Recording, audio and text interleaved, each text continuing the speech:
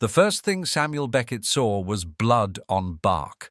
It stained the rough trunk of an old oak, dark and glistening where the morning sun couldn't reach. At first, he thought it was a trick of the light, a shadow cast by the low-hanging pine limbs that surrounded the clearing. But then he saw her. A woman, young, unconscious, was tied to the tree with thick hemp rope, her head slumped forward, her wrists red and raw where the bindings had cut deep. Her dark hair clung to her face, matted with sweat and blood. A gash split the side of her temple. Her dress, torn at the shoulder, fluttered slightly in the chilled air, and she was breathing. Samuel stopped in his tracks, the weight of his worn pack shifting on his shoulder. His heart didn't race. His body had long since forgotten the luxury of panic. But something shifted in his gut, something dangerous. He hadn't seen another soul in months. He hadn't spoken to one in years. And now, this. She was alive, barely. He glanced around the clearing. No footprints, no voices, just the stillness of pine needles and morning frost. He was 2 miles down from his cabin, nearly halfway to the broken trading post that used to sell salt and nails. This path wasn't travelled anymore. That's why he chose it. No one was supposed to be here. And yet, here she was. He took a step forward. The leaves crunched under his boots like dry bones. She stirred, a twitch of her fingers, a shallow rise and fall of her chest. Samuel froze again. He hadn't touched another human being in 2 decades, not since the fire, not since the blood, not since Mary. A part of him whispered, "Turn around. Walk away. This isn't your problem. You owe no one anything." But her head lolled to the side, and for a moment he caught a glimpse of her face. Dirt smeared, but delicate. And her eyes, just barely, fluttered open. Pale green, sharp with pain, but alive. Alive. She looked right at him. Her lips moved.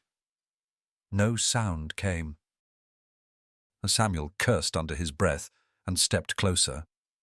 "What did you say?" he asked, his voice hoarse, unused. Her throat worked like she was trying to swallow something bitter. Then, barely above a whisper, "Don't let them take me back." And then, fainter still, "Granger, he'll come back." That name. Samuel staggered back a half step as if struck.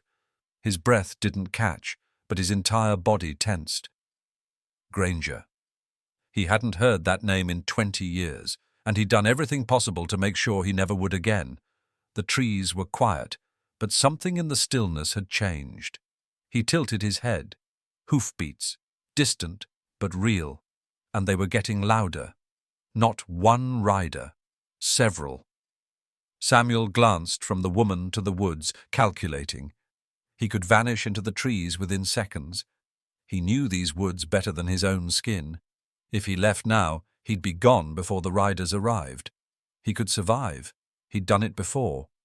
But the woman was watching him now. Her eyes, fevered and glassy, locked onto his. She didn't beg. She didn't cry. She just waited. It was the same look Mary had given him the night she died. His jaw clenched. His fingers curled into fists. He hated that memory. Hated how it still crawled up his spine like a sickness, but it had never left him. Neither had the guilt. He moved toward the tree. The rope was coarse and stiff, soaked with blood. As he pulled his knife from his belt and began sawing through it, his hands trembled, not from fear, but from something worse, recognition. The last time he'd untied someone like this, they died minutes later, screaming. "Easy," he muttered, cutting faster now. She flinched as the fibers tore free. Her legs gave out. He caught her. The weight of her hit his chest like a gunshot. Warm, soft, real. He hadn't held anyone in 20 years. The hoofbeats were louder now, maybe a minute away. "Can you walk?" he asked. She nodded against his shoulder. He wasn't sure if it was truth or instinct. "What's your name?" he asked, trying to keep her alert. "Clara," she rasped. "Clara Blackwood." Samuel stiffened. That name, too, echoed through the past like thunder in the hills. But he didn't have time to ask. Voices were cutting through the woods now, male, cruel, close. "She better still be tied up, or Granger's going to flay us." "Where the hell would she go?" "We tied her good." Samuel ducked low, keeping Clara close to his side. He moved toward the tree line, scanning for the faintest shadow path. "We've got to go," he whispered. Her hand clutched his arm. "If you leave me, he'll kill me." "I'm not leaving." The words came before he could stop them, and once said, they settled into him like a stone in still water. He meant them. He slipped through the trees with her in his arms, moving silent as snowfall. Behind them, the voices grew louder. Then a pause. "Rope's cut! Someone was here!" Samuel didn't look back. He didn't breathe, and for the first time in 20 years, he didn't run for himself. He ran for someone else. Samuel moved like a ghost through the forest, his body half shadow beneath the thick canopy, Clara's weight pressed against his chest. Her breathing was shallow, but steady. She didn't speak, didn't cry out. She simply clung to consciousness like someone who'd done it before, who knew that staying awake could be the difference between life and death. The mountain path curved upward, narrow and uneven. Samuel kept to old deer trails, half-forgotten paths only he would know. His boots were silent on the moss-covered earth, but every branch they passed felt too loud, too brittle. The voices of the men behind them had faded, but he knew better than to think they were safe. Granger. That name hadn't passed Samuel's lips in 20 years, yet the sound of it rattled through his bones as though it had just been spoken yesterday.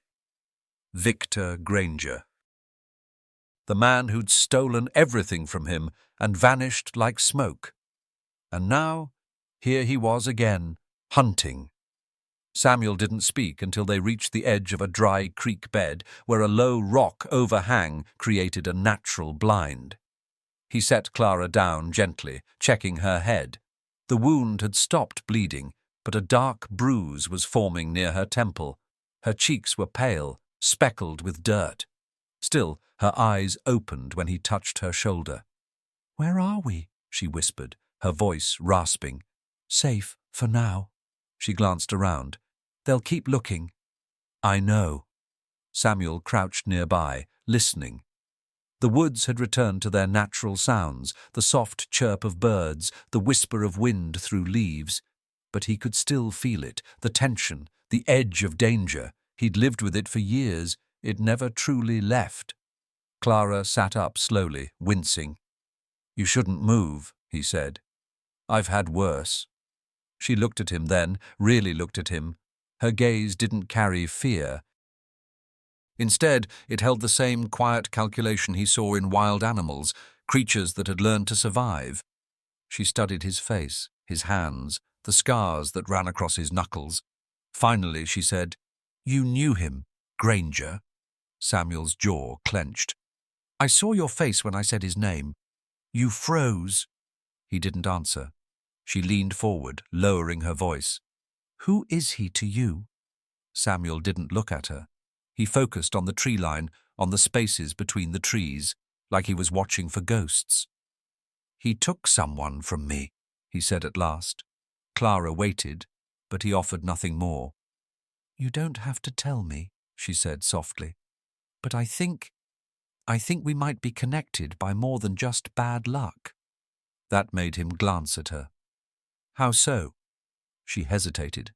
"Not yet, but I'll tell you, when the time's right."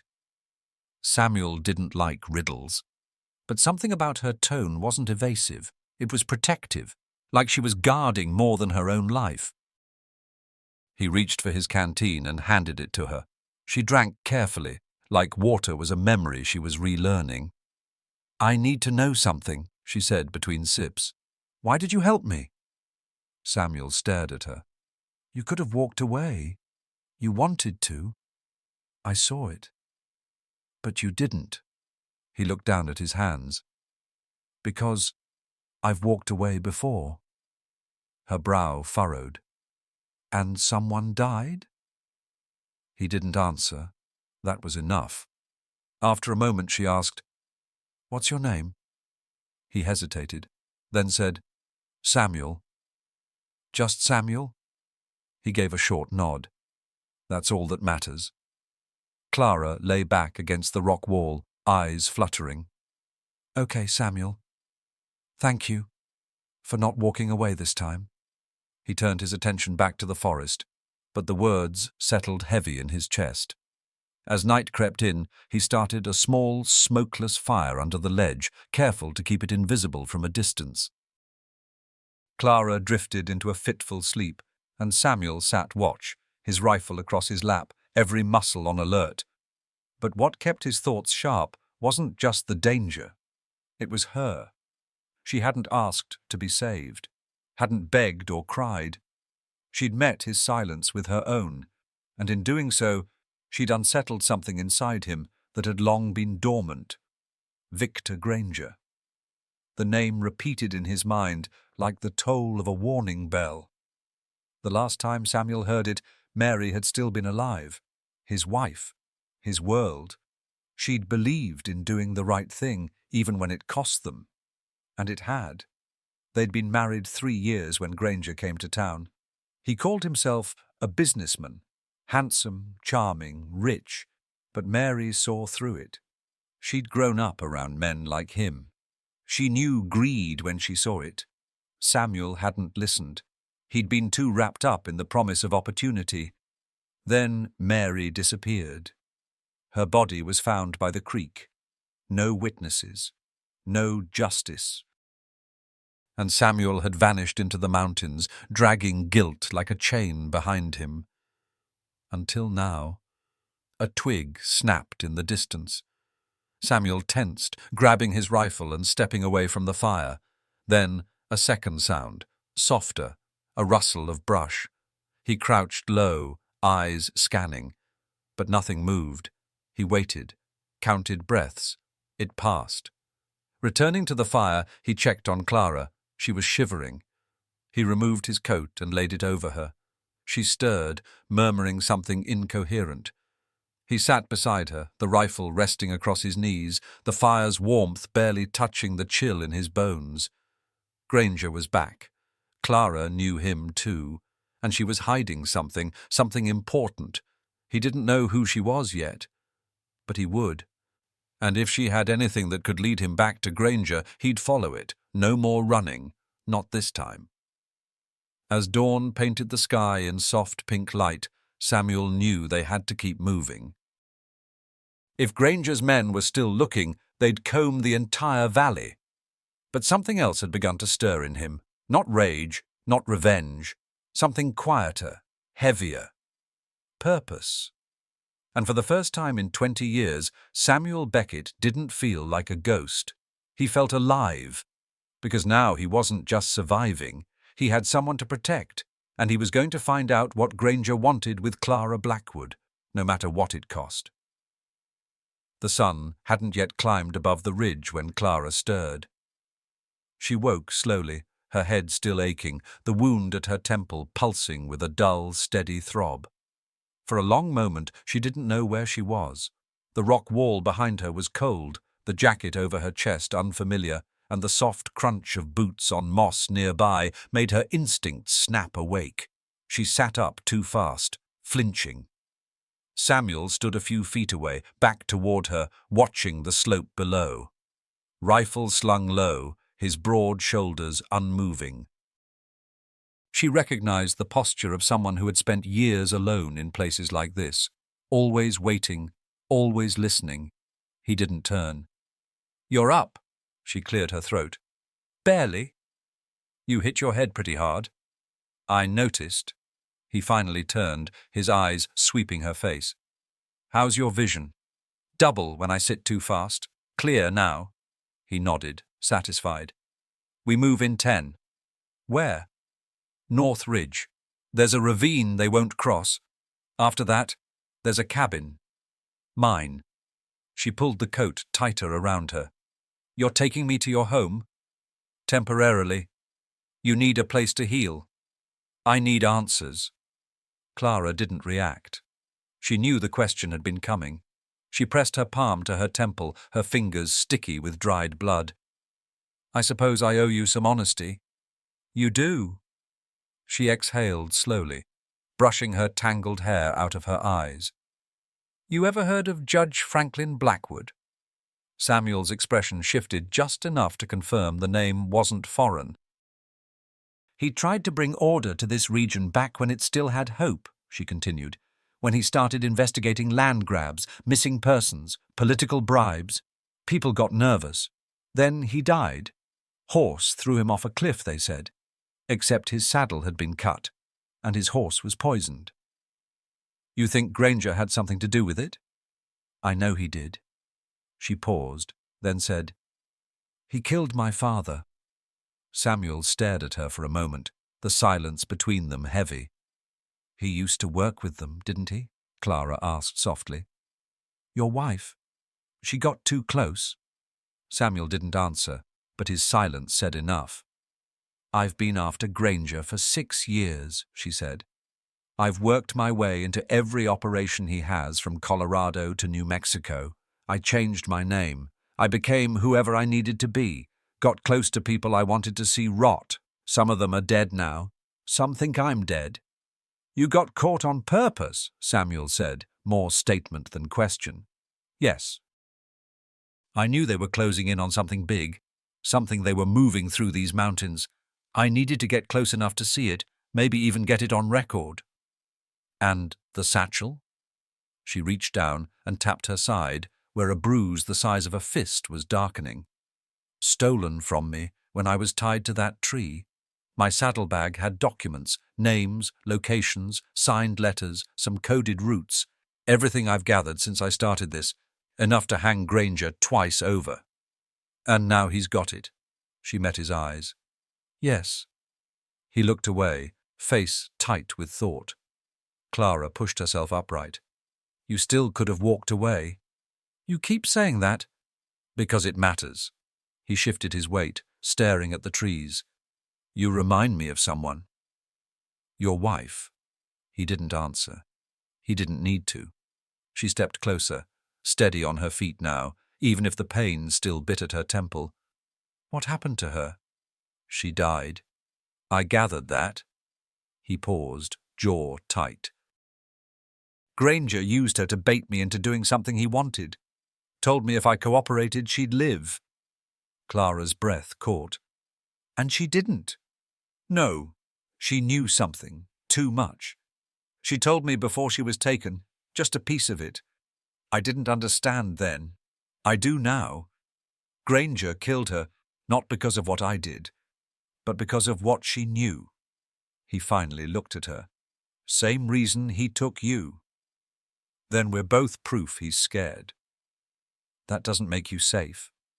No, Clara agreed, her voice low, but it makes him vulnerable.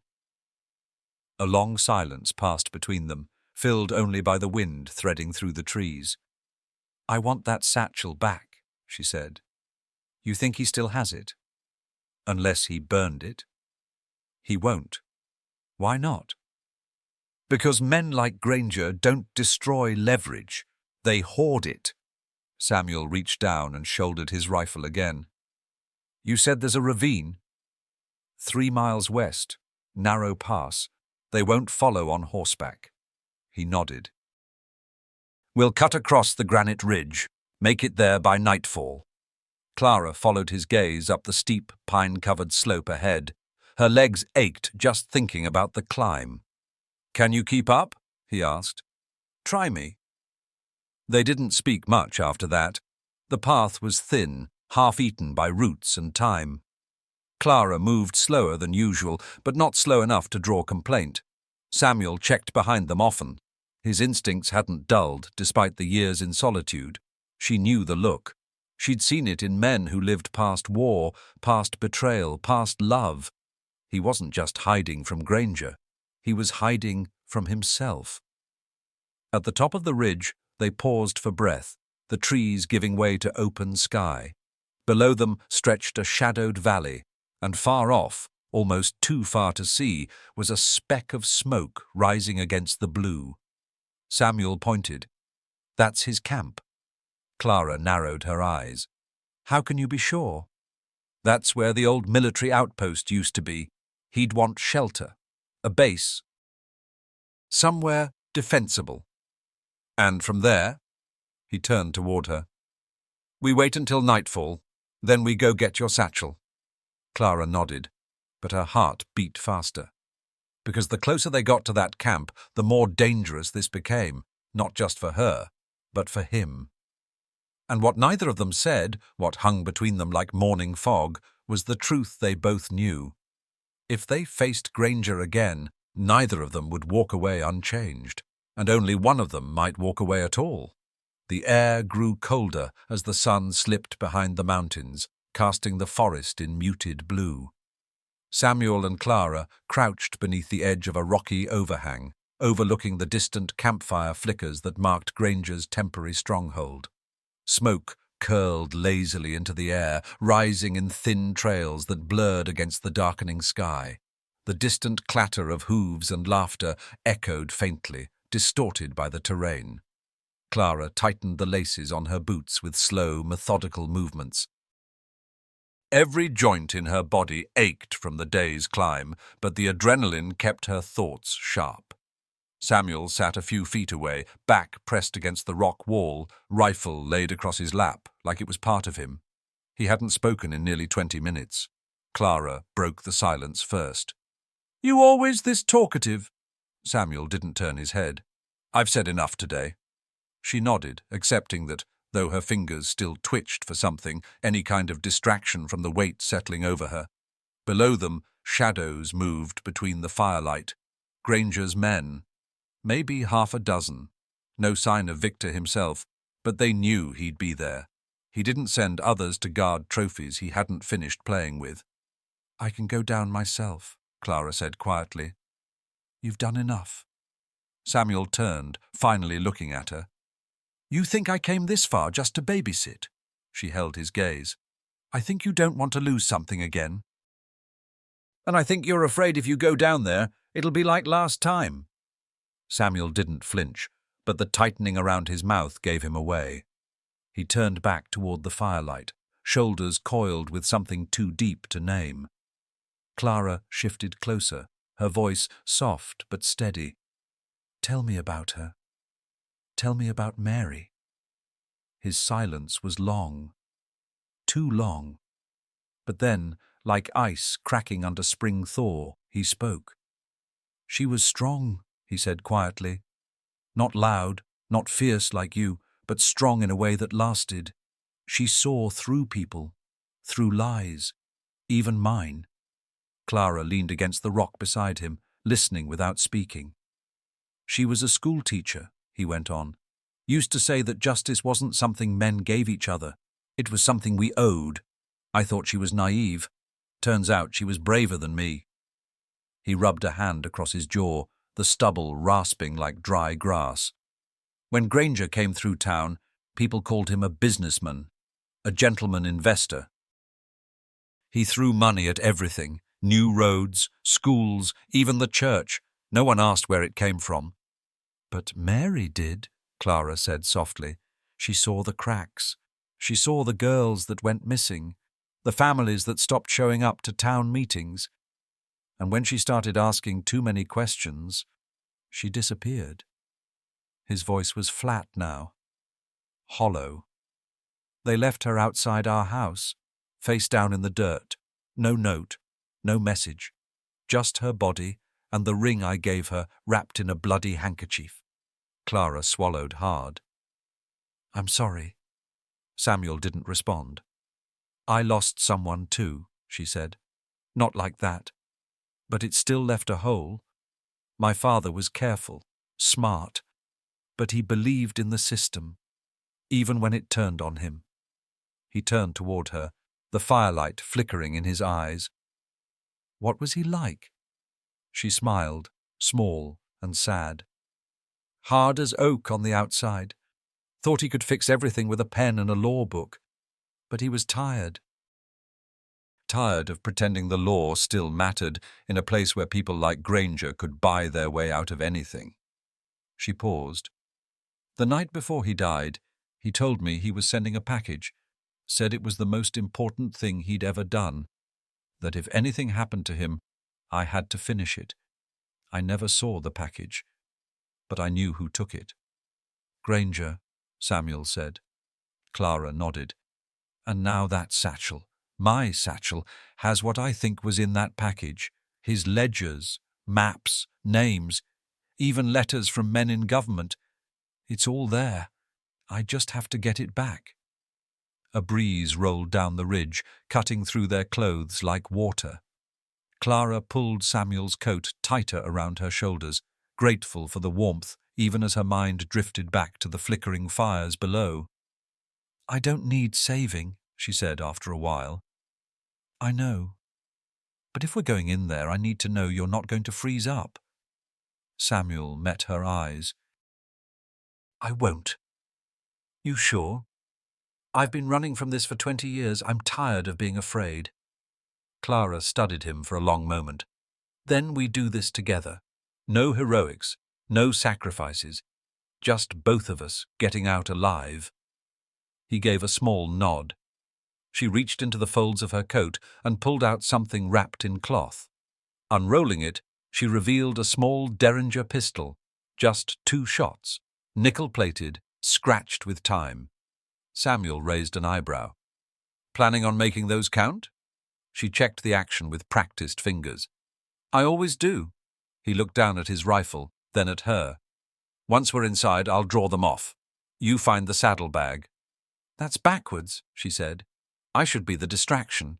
You're injured, and I'm better bait. Clara frowned. You're not planning on doing something noble, are you? I'm planning on surviving. That means getting you out. She studied him, eyes narrowing. You really don't care if you make it out, do you? I care about stopping him. She exhaled, shaking her head. That's not good enough, Samuel. Revenge won't save anyone. He didn't answer. Down in the camp, a voice barked an order. The men shifted, some heading toward the edge of the firelight. One man, taller, broader, stepped into the glow. Victor Granger. Even from a distance, Clara recognized the stiff posture, the deliberate stride, the way others moved aside for him like the tide. Samuel's breath caught, just once. That's him, he said. Yes, Clara whispered. And he's still carrying my satchel. They watched as Granger crossed the camp and tossed the satchel near the fire. Then he turned to one of his men, speaking too low to hear, but his posture said everything: frustration, anger, urgency. He knows we're close, Clara said. That gives us an advantage, Samuel replied. She smiled, grim. You're thinking like a fighter again. No, he said, eyes locked on the man who'd ruined both their lives. I'm thinking like someone who's done running. Clara took a deep breath. Then let's finish this. They waited in silence as the moon climbed higher, shadows deepening, nerves fraying. And when the time came, they moved like ghosts down the ridge, toward firelight, toward danger, and toward the man who'd taken everything from them. Neither said what they were thinking, that even if they survived the night, nothing would ever be the same. They moved after midnight, when even the firelight in the camp had dimmed to coals and the laughter had given way to low murmurs and snores. Samuel led the way, his steps calculated, silent, each movement built on decades of knowing how to disappear in the trees. Clara followed a few paces behind, her hand steady on the grip of her Derringer, the pistol hidden beneath the fold of her coat. Every few feet she paused to scan the dark for any movement, any flicker of shadow that didn't belong. The camp below wasn't massive, but it was guarded. 4 men, by Samuel's count, possibly more unseen. They were arranged in a loose perimeter, lazy but armed, and Victor Granger, their ringmaster, was nowhere in sight. That alone worried Samuel. Granger never stayed far from his leverage. Clara pointed to the satchel. It rested beside a stack of crates near the fire pit, as if it meant nothing. But they both knew it held everything. Names, maps, letters that could pull the rot from the roots of half the territory's political power, and the ledger from her father, the last words he'd ever written. They crouched behind a stack of brushwood, close enough now to smell the smoke and hear the occasional clink of metal as one man turned in his sleep. "I'll go first," Clara whispered. "No," Samuel murmured. "You draw their fire, you won't make it 10 feet. I'm faster than I look. You're injured. And you're outnumbered." He glanced at her, then scanned the camp again. The layout hadn't changed, but the tension in the air had. The place was too quiet, too still. Samuel's eyes narrowed. "This isn't right." "What do you mean?" "They've seen us coming." Clara instinctively dropped lower, her eyes darting. "You're sure?" "They haven't moved patrols. No one's circling the perimeter. It's staged. They're waiting for something." Then she saw it. A glint in the tree line opposite them. Barely visible, but unmistakable. A rifle scope. Clara swore under her breath. "Snipers." Samuel exhaled slowly, gripping the stock of his rifle. "It's a trap." "They want the satchel stolen." "No. They want us to try." Clara stared into the clearing, her breath shallow. "They think we'll split up." "They want you to grab the evidence," Samuel said. "And they want me to follow." She turned to him, her voice low and tight.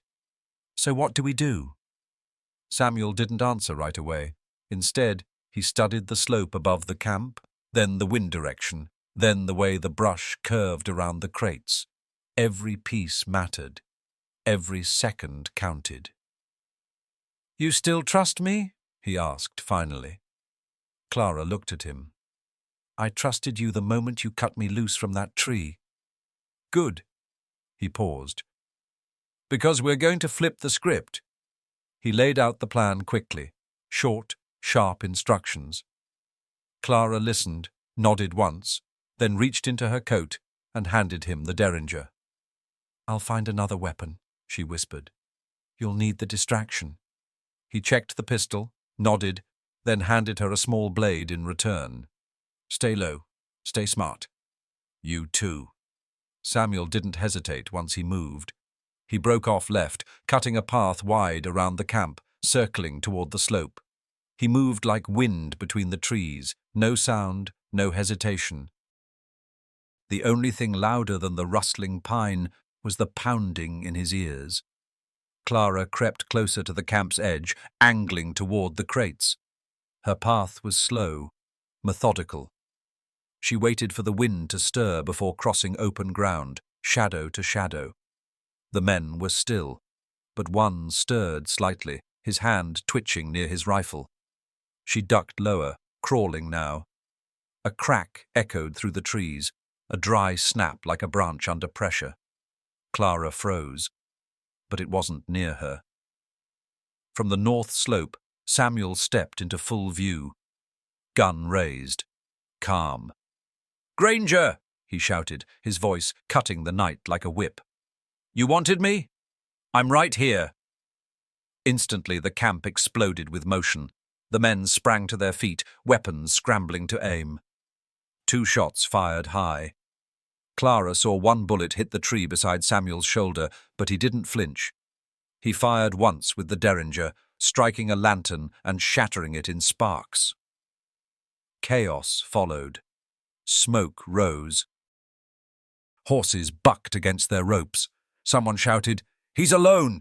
and the others spread out. Clara used the moment. She bolted from cover, sprinting low to the crates. The satchel was there, intact. She snatched it up, swinging it over her shoulder just as a rifle cracked again.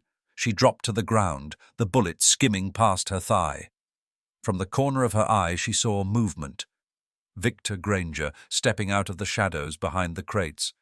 He was older than she remembered, grey in the beard now, but those eyes were the same, cold, calculating.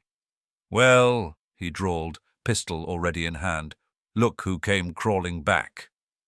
Clara rolled to her feet, blade in hand, but Granger stepped forward confidently, the pistol trained on her chest. "Drop it," he said. She didn't. "Suit yourself," he added, cocking the hammer. A gunshot echoed. Granger jerked, stumbled, and turned, blood blooming across his left shoulder. Samuel emerged from the trees behind him, rifle raised. "Drop it," he said. Granger snarled and tried to lift the pistol again, but Clara was already moving. She lunged, slamming her shoulder into him. The gun fired wild into the night sky. They tumbled to the ground, wrestling for control. Granger elbowed her hard, knocking the breath from her lungs. He scrambled for the pistol. Samuel ran forward, but two of Granger's men returned, shouting, rifles aimed. "Don't move!" Samuel ducked behind the crates, dragging Clara with him. Bullets split the wood, sent splinters flying. Clara clutched the satchel tight against her chest. "We can't stay here," she said. Samuel nodded. "We go through the horses." Clara raised an eyebrow. "Seriously? They're the only cover we have." Together they broke from the crates, sprinting toward the tethered line. The horses reared and scattered as bullets flew. One grazed Clara's arm. Another slammed into Samuel's side, but he kept moving, eyes burning. They disappeared into the trees. Behind them, Granger screamed, "Find them! I want them alive!" But the night was already swallowing their tracks, and the mountain had always belonged more to Samuel than to Granger. Half a mile later, they collapsed behind a ridge, both breathing hard, bleeding, but alive. Clara looked over at him. "You okay?" Samuel grunted. "Been worse." She held up the satchel. "We got it." He nodded, but his eyes were still on the dark. "Then we'd better figure out what's inside," he said, "because this war's just starting." The fire crackled low as dawn pushed against the edge of the night sky. Pale light filtered through the pine needles above, painting the forest floor in soft greys and silvers. Samuel sat hunched over the satchel, his fingers smudged with dust and ink. Clara leaned against a tree a few feet away, her arm wrapped in a torn piece of shirt, blood soaking through the fabric. They were both exhausted, bruised, burned, and bone-deep tired. But neither could look away from what lay spread out in front of them. Letters, maps, ledgers, names. Every scrap of paper in the satchel was a piece of the puzzle, a record of what Granger had built and the men who'd helped him build it. The names read like a who's who of frontier power: sheriffs, judges, freight operators, land barons. Some were already dead, others sitting in offices too comfortable to be touched. "This one," Clara said, pointing to a folded sheet of legal stationery, "was from the governor's aide, promising protection in exchange for silence." Samuel picked it up, scanned the handwriting, then looked at the signature. "He's still in office. Not if we get this to the right people." "That'll take more than paper." Clara raised her eyes to meet his. "That's why we need Granger alive." Samuel's jaw flexed, the muscle twitching along the side of his face. "He doesn't deserve a trial." "No," Clara agreed. "But justice isn't about what he deserves. It's about what the people he hurt deserve. My father. Your wife. Every girl who vanished and was never found." Samuel looked down again, his hands still resting on the edge of the ledger. "He won't go quietly," he said. "I'm not asking him to." She leaned forward, picking up a small black notebook that had been wedged in the satchel's lining. She flipped through the pages slowly until she came to a name that made her hand stop. "Mary Beckett," she whispered. Samuel's head snapped up. Clara turned the book so he could see. The handwriting was unmistakable. Next to Mary's name was a number, a dollar figure, and the word witness. He took the book, staring down at the faded ink. This was a bounty list." Clara nodded. "He wasn't just silencing people. He was profiting off them." Samuel closed the notebook slowly, his knuckles white. "I need to ask you something," Clara said. And I need you to be honest." He didn't speak, but the silence was permission enough. "When the moment comes, can you pull the trigger? If it's him or us?" Samuel looked up, his eyes hard as river rock. "I already did once. It wasn't fast enough." Clara's expression didn't soften. "This time it has to be." She stood, walked to the edge of the rise they'd camped on, and looked down at the valley below. Smoke rose faintly in the distance. Another campfire, or maybe the remnants of the one they'd escaped. "They'll come fast," she said. "They're angry, desperate. That's when men like Granger get sloppy." Samuel joined her, standing shoulder to shoulder, watching the treetops sway. "I don't want to run any more," he said quietly. "You won't have to," Clara replied. "We end it." They packed up fast, burning the scraps they didn't need and hiding what they couldn't carry. Clara moved with more ease than before, her body worn but her spirit sharper than ever. Samuel watched her with a strange mixture of admiration and dread. She wasn't like Mary. She was something else entirely, harder in some places, softer in others. But her fire came from the same place. She knew how to fight, and she knew why. By midday, they reached the ridge that overlooked the clearing again. Granger's men had regrouped, smaller now, maybe 3 left, but they were alert, pacing with rifles in hand. Granger stood near the horses, his arm in a sling, face drawn with fury and fatigue. "He knows he's bleeding," Clara murmured. "Not just from the shoulder." Samuel pointed toward a covered wagon at the edge of the camp. "That's new." Clara's brow furrowed. "Transport? Or escape?" They waited until the sun dipped just enough to cast long shadows across the clearing. The timing had to be perfect. 1 shot, 1 opening, no second chances. Clara turned to him. "If it goes wrong, if they take me, they won't. But if they do, I need you to promise me you won't run again. You finish it, with or without me." Samuel didn't answer right away. His silence wasn't hesitation. It was memory. All the years he'd spent in hiding, all the ghosts he'd kept company with. And now, this moment, this choice. "I won't run," he said. She smiled once, thin and fierce. "Good." They moved into position, Clara toward the west tree line, Samuel flanking around the east. Their plan was simple: create a false opening, draw the guards away, confront Granger alone. As the sun sank lower, Clara stepped into view. "Looking for me?" she called out. The camp erupted. One guard raised his rifle, but Granger snapped, "Alive, you idiot!" Samuel waited until both men charged toward Clara's direction before stepping into the clearing from the opposite side, rifle raised. "Drop your guns!" he barked. Granger turned slowly, his face twitching with recognition. "Samuel Beckett," he drawled.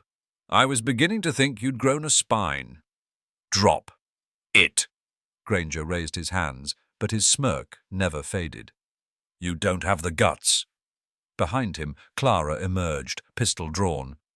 "He doesn't have to. I do."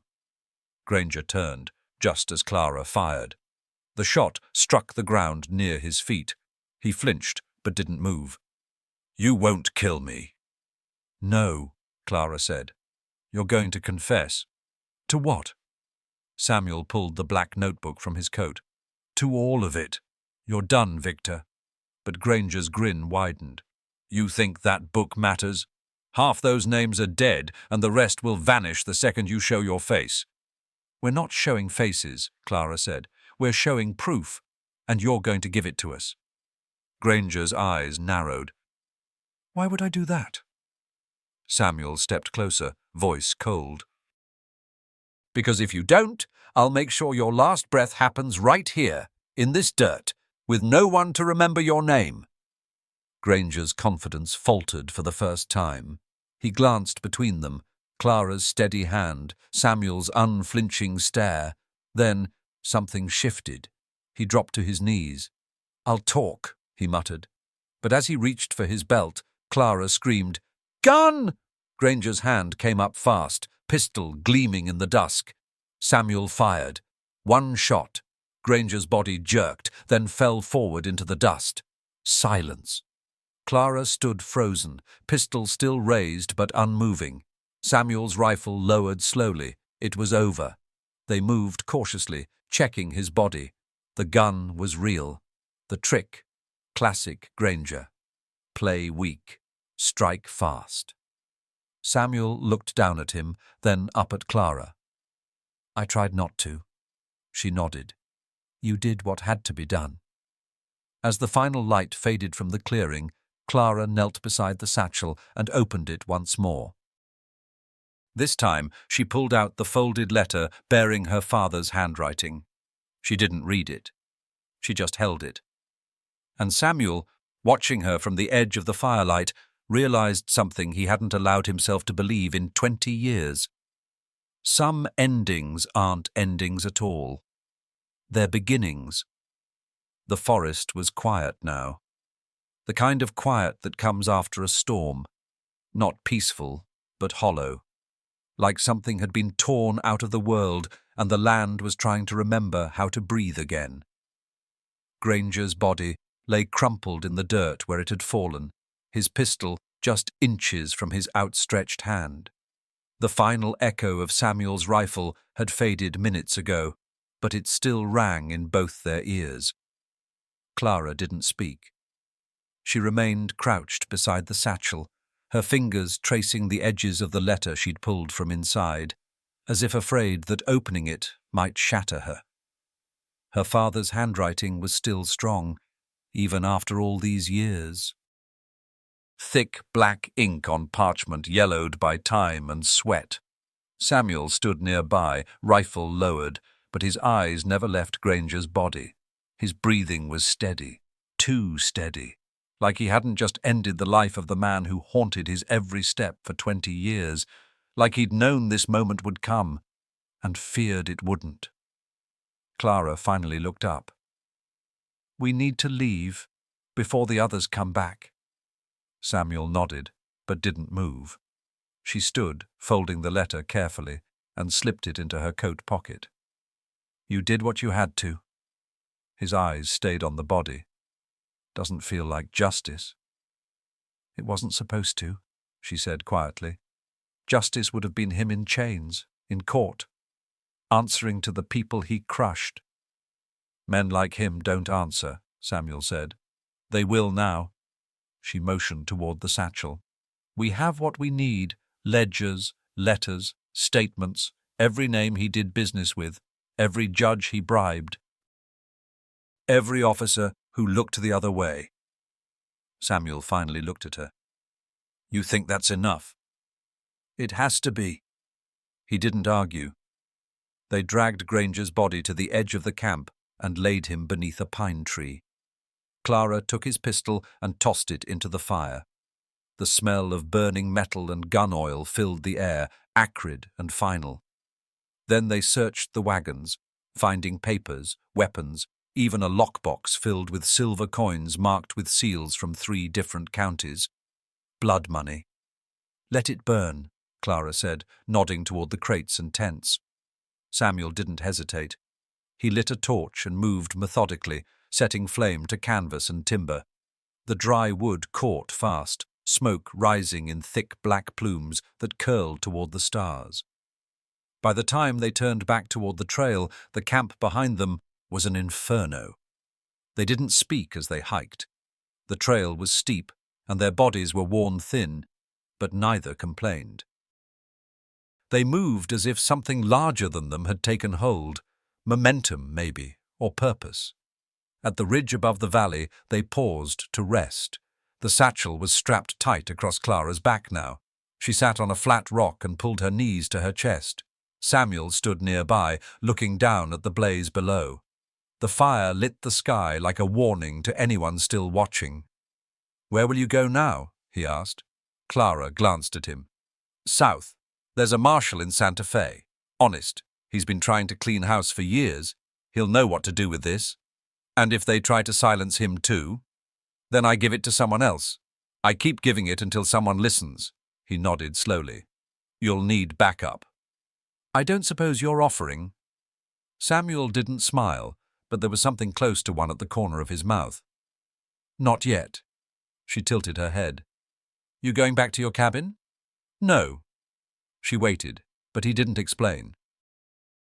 Instead, he sat down on a log opposite her and pulled a piece of cloth from his coat. Inside was the small black notebook, the one with Mary's name in it. He handed it to her. I want you to take this. She stared at it for a moment, then reached out and took it from his hands. You sure? He nodded. I've lived with ghosts long enough. Time someone did something useful with them. She tucked it into her bag, careful not to bend the corners.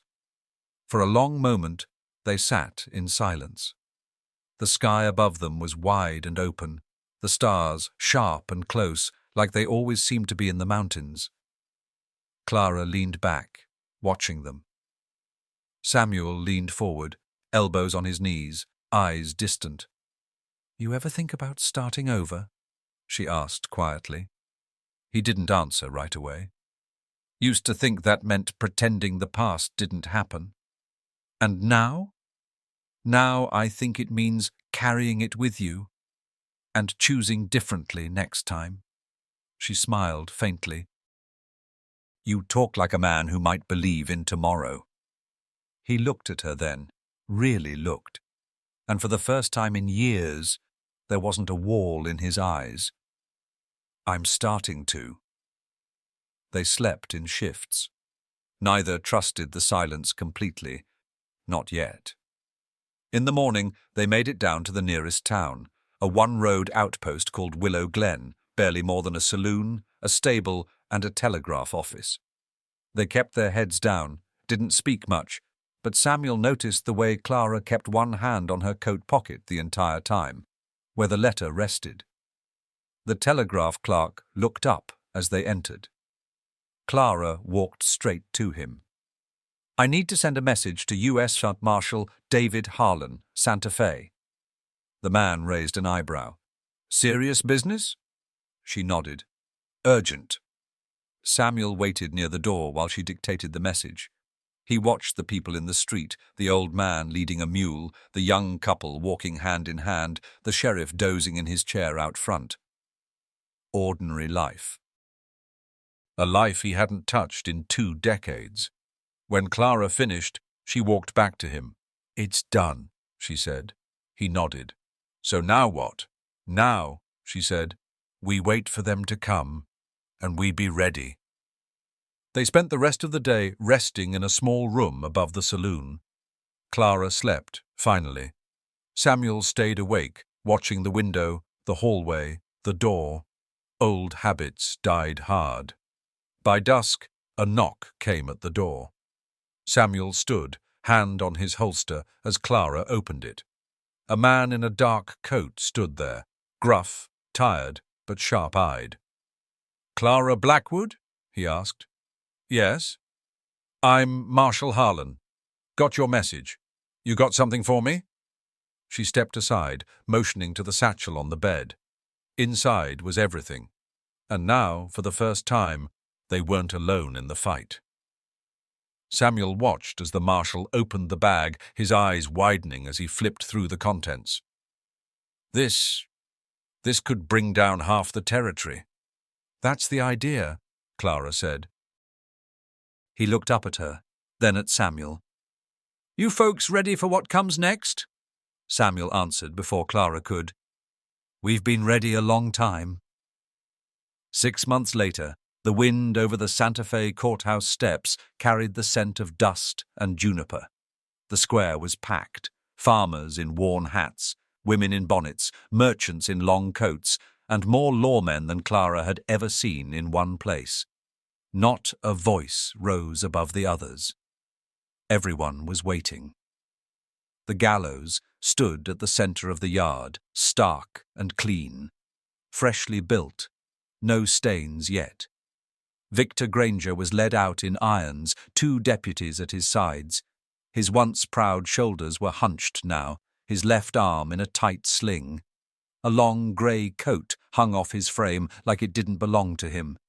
He looked smaller, not old, just stripped of power. Samuel Beckett stood at the back of the crowd, hat low, hands in his coat pockets. He'd refused a seat near the front, refused recognition. This wasn't his moment, he'd said. But Clara knew better. The noose was fixed. The charges were read. Conspiracy, extortion, trafficking, multiple counts of murder. The jury had deliberated just 40 minutes. The evidence was overwhelming. The notebook, the letters, the testimony of frightened men who had once claimed Granger's protection. He hadn't said a word in his defense. Clara stood just behind the rows of lawmen, the satchel still in her hands, not for evidence now, but for memory. Inside, her father's letter was folded and refolded, soft at the edges. She hadn't opened it again. She didn't need to. She knew what he wanted. Justice. The marshal stepped forward and asked if Granger had any last words. Granger looked out over the sea of faces, many of whom had once feared him, some who'd profited from him, and a few who'd helped bring him down. His eyes landed on Clara, then shifted toward the shadows at the back, where Samuel stood. He smiled, a crooked, broken thing. Then he said, "They think this changes something." No one replied. The trapdoor fell open, and it was done. The crowd stood for a moment, suspended in silence. Then, slowly, people turned away. Some crossed themselves, some wept, most just moved on. Clara didn't move right away, neither did Samuel. They met later, beneath the porch of a nearby inn. The wind had picked up, carrying the last of the autumn leaves in swirling spirals down the empty street. "Well," Clara said softly, "it's over." Samuel leaned against a post, arms crossed. "It's never really over." "No," she agreed, "but it's something." He looked out over the town. The courthouse bell had stopped ringing. Shops had reopened. A boy kicked a tin can across the street, and a mother pulled her daughter away from the gallows, whispering something low and firm. "I thought it would feel different," he said after a while. "Feel what?" "Like closure. Like peace." Clara nodded. "Maybe it doesn't come all at once. And maybe it's just something you build." They stood in silence for a few minutes, watching the sky shift from orange to deep purple. Then Clara turned to him. "What now?" Samuel didn't answer right away. He looked down at his hands, still marked with old scars. Then he looked at her. "I was thinking about building again," he said. "A cabin, maybe somewhere near the river." She raised an eyebrow. "Back where you were before?" He shook his head. "Not that far out. Close enough to town I can hear people if I want to." Clara smiled. "That's a big step. I've spent enough time in the dark." She studied him for a moment, then nodded. "Well, if you ever need help hauling timber, I know where to find you." She tucked a strand of hair behind her ear, looking out toward the horizon. "I'm heading east next week. The marshals asked me to testify in Denver." "You gonna do it?" "Yeah," she said. "And after that, who knows, might keep chasing ghosts." Samuel gave a soft, dry laugh. "You're better at that than I ever was." Clara looked at him then, really looked. "You weren't chasing ghosts, Sam. You were just trying to live with one." He didn't argue. She stepped closer, holding out the satchel. "You sure you don't want this back?" He shook his head. "That chapter's yours now." She nodded and held it tight against her side. "I'll take good care of it." He adjusted his hat and looked up at the deepening sky. "If you ever need a place to rest, you know where the river bends. Porch'll have 2 chairs." "I'll remember." They stood there for a long time, neither needing to fill the silence. Then Clara stepped off the porch, boots crunching on gravel. She turned once, halfway down the street. "You take care of yourself, Samuel Beckett." He nodded, tipping his hat. "You too, Clara Blackwood." and then she was gone. He watched her walk away until she disappeared behind the brick walls and lamplight. Then he turned toward the edge of town, the road curving gently into the hills beyond. For the first time in 20 years, Samuel didn't look back. There would be scars. That much was certain. But the weight of his past had shifted. Not gone, but no longer crushing. He had carried Mary's memory like a wound. Now he carried it like a compass. And somewhere up in those hills, he'd find a clearing by the river. He'd build something again, and maybe, someday, he'd light a second lantern on the porch, just in case she ever came back.